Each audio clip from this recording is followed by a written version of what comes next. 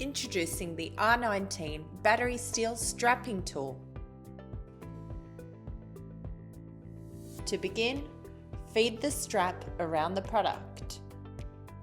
Lay over the steel strap as per the diagram. Insert buckle.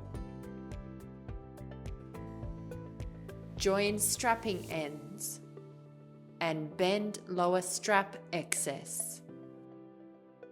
Insert tool on upper strap, ensuring correct alignment. Press 1 to begin tension cycle process. Press 2 to cut and seal strap. Green light shows cycle complete. Press release trigger and remove tool. Use the touch screen for favorite settings, tension adjustments, program select,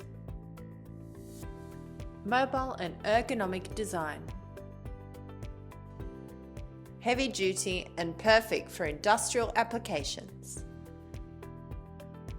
Streamline your steel strapping process with the R-19.